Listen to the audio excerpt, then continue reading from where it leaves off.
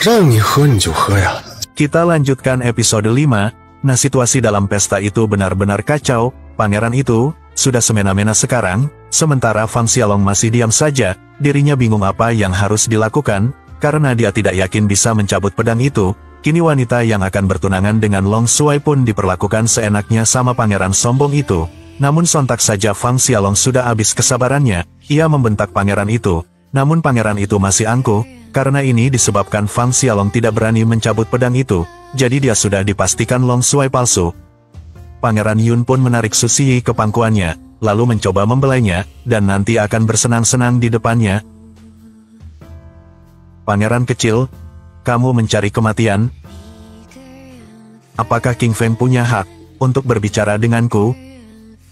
Kamu menemukan seseorang untuk menyamar sebagai Long Shuai. Kejahatan semacam ini akan menghukum 9 sukukan. King Feng, kamu agak cantik, kan? Kamu juga bisa menduduki peringkat teratas di Departemen Perang, kan? Saya tidak tahu apakah Long Shuai memilih Anda. Mengapa kita tidak melayani dan membantu satu sama lain dengan baik bersama-sama? Dengan cara ini, saya bisa membebaskan Anda dari semua kesalahan Anda. Meskipun kamu seorang pangeran, tapi jika kamu berani membuat kesalahan di depan Long Shuai, kamu akan mati. Namun Jenderal King Feng pun dalam hatinya juga khawatir, karena ia tahu jika Xiaolong tidak akan bisa mengeluarkan pedang skala naga itu.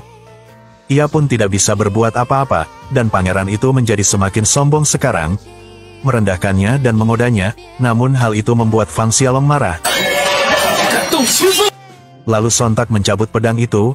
Pedang itu sekitar mengeluarkan cahaya merah, dan bisa dicabut dengan mudah. Lalu dia memperingatkan jangan sentuh King Feng, dan langsung mengarahkan pedang itu ke leher pangeran itu. Betapa kagetnya ia, karena pedang itu sekarang sudah terhunus dan ada di lehernya. King Feng pun kaget karena Xiaolong bukan seorang pengecut saat itu. Ia benar-benar berdiri untuk menyelamatkannya. Sudahkah kamu mencabutnya? Bahkan wakil jenderal dan Raja Zhenbei seakan tidak percaya dengan hal itu.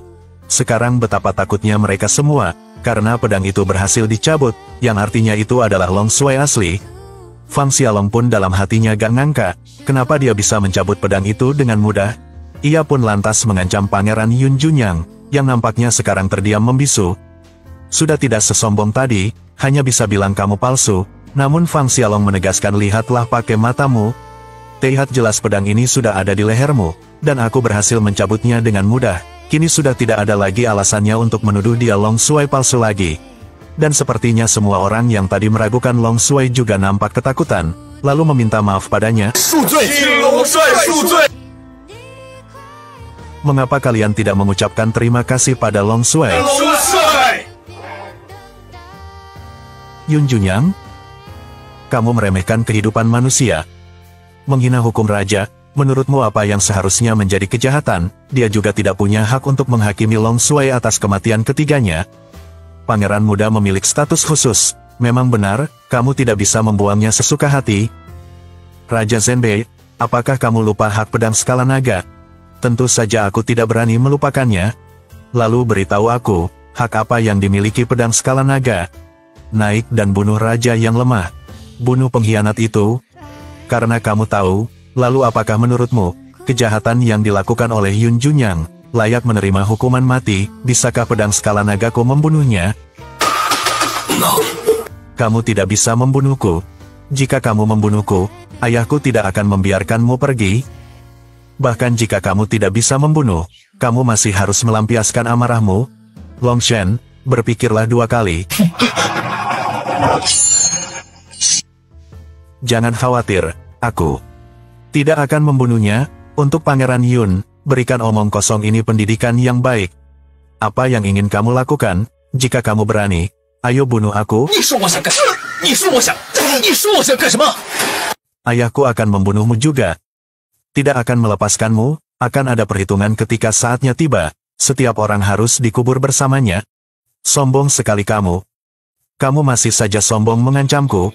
Aku tidak mengancammu. Aku selalu melakukan apa yang aku katakan. Lakukan apa yang kamu katakan.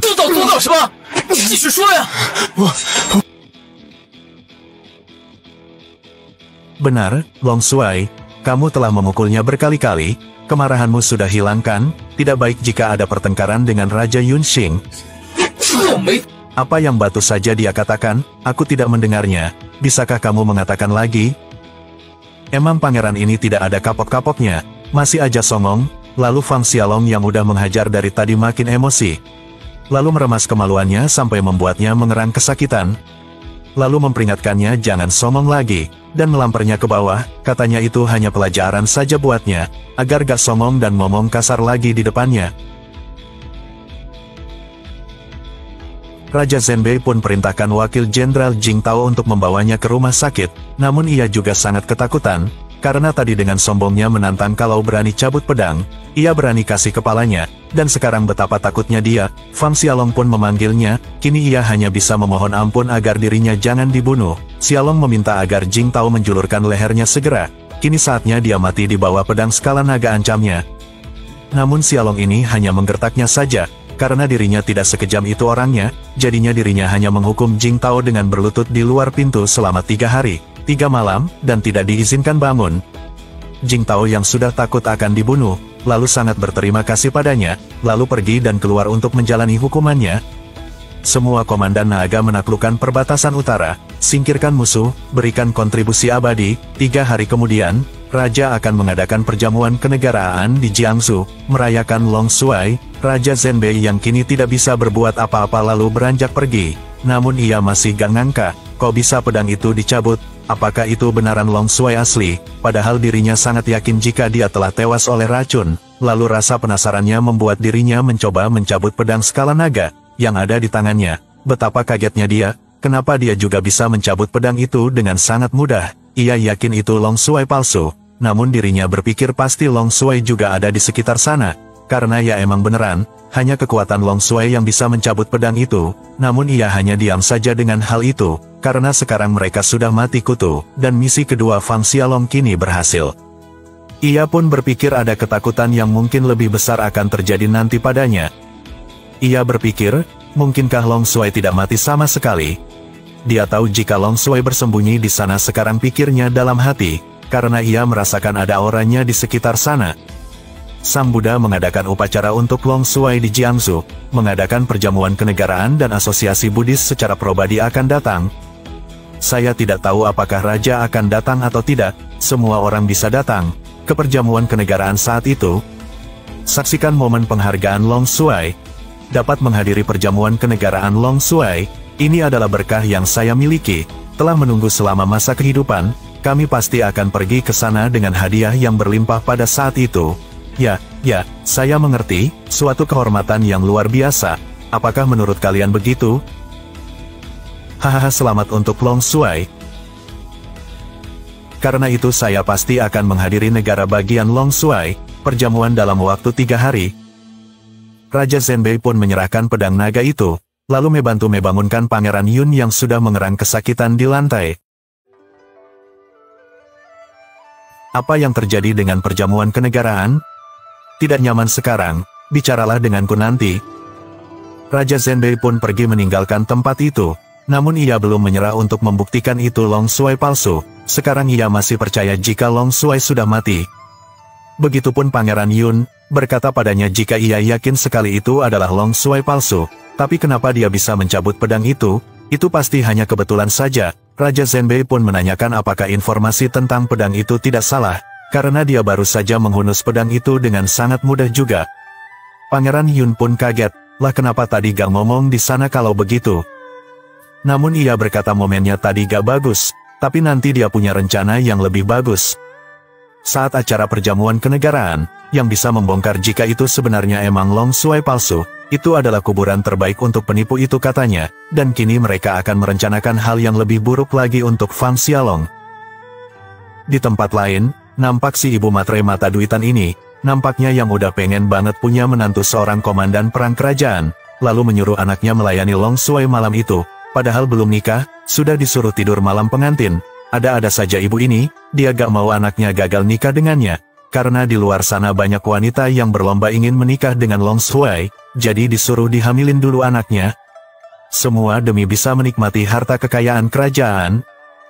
Suzy yang emang sangat polos ya mau-mau saja. lalu ibunya mengajaknya menghampiri Fang Xiaolong, lalu menyuruhnya untuk melakukan malam pengantin dulu. Kenapa katanya buru-buru pergi? Long Shuai, kita sekarang dianggap, kita adalah suami dan istri, biarkan aku melayanimu malam ini. Hahaha Ziyi, cepat dan bawa Long Shuai untuk beristirahat.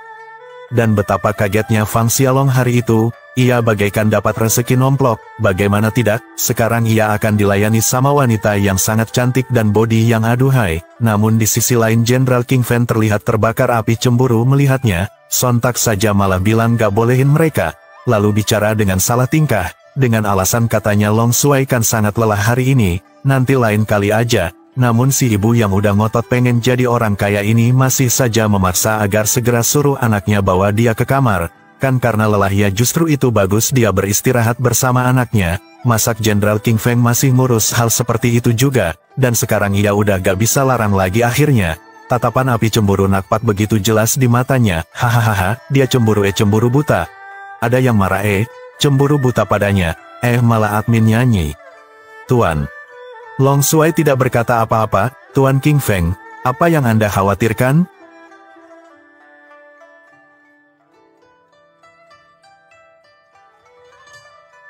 Ziyi, aku emang sedikit lelah, ayo ke kamar dan istirahat.